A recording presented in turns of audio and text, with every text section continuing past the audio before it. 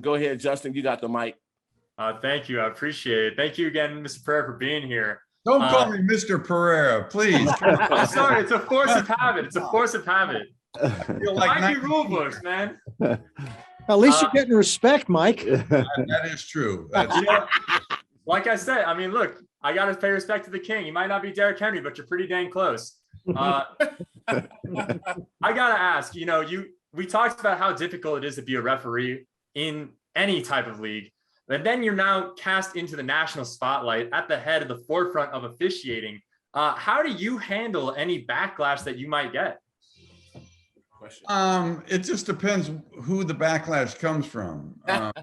Bill Belichick. I mean, I don't get that much backlash from the officials themselves because they know I've done it and they know that I know how difficult it is to do. And so, I mean, they will accept my criticism. They have a hard time accepting criticism from somebody that hasn't done it before and doesn't even know the rules, but is quick to, in the media to jump in and criticize. So that backlash to me is not bothersome at all. Now the social media one is tougher. I mean, the social media thing, I mean, I'm old school. I call it anti-social media, yet I do some Twitter and some Instagram, but some of the stuff that comes out on social media directed at me, everybody tells you not to take it personally, but when you read it enough times, you start to. And I remember one time, Justin, when after the tuck play game that we're talking about, this is like after the fact, Sacramento Bee, where I live in Sacramento,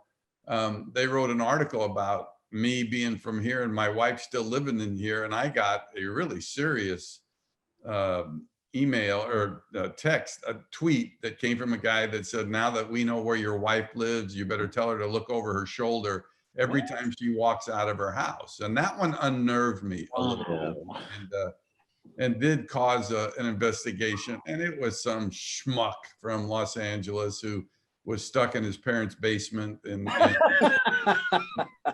couldn't even find his way out of the basement. But still, that part of that part of the backlash is kind of tough to take. But you also realize that it's a very small number. It's a real small number that most of the people that listen to you do respect what you have to say. And you will always, no matter who it is, if it's Big Lou, if it's me, if it's anybody that's doing anything like this, you're going to piss off somebody at some point in time. And while it used to be tough to get to somebody to criticism, now it's pretty easy. Yeah, well, I'm sure that, like we said, it's tough to be a rep and you have to have a lot of guts to be able to do that. And especially, we're all about spreading positivity here because there's so much negativity. And, that's why we love sports, is because something like football brings people together and hopefully brings out the best in all of us. I got one more quick question before I hand it back over to Big Lou. Obviously, it seems like you know everything about the rules of the game itself, but do you, how much of the actual ins and outs of football do you know? Reading coverages, assigning linebackers, understanding, like, I'm basically asking, like, could you play quarterback in the NFL? Well, I think people probably don't realize, and it is kind of funny. Here I officiated and I ended up getting to the top of the ladder in officiating in the NFL. I was the head of officiating in the NFL, and now I'm the rules analyst for Fox Sports and for either college football or NFL football. And I never played a down of football in my life. I mean, when I went to high school, when I went out for the team, I was like 135 pounds. And the first couple of days of practice my sophomore year, I mean, we ran these drills, but then they put the pads on and some guy in the first day hit me on the hip with the helmet. And that was it. The next day I was shooting free throws in the gym. I said, this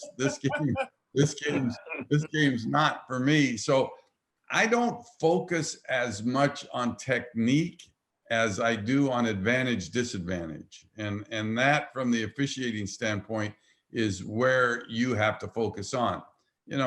Cover two, it means a lot to a lot of people, but for me, it's just a scheme. And so it doesn't have that great of effect. And And if I played quarterback right now, about the only thing I could do probably is yell, Omaha! That might, that's the only thing that would make me sound like I knew what I was doing, because beyond that, I probably wouldn't.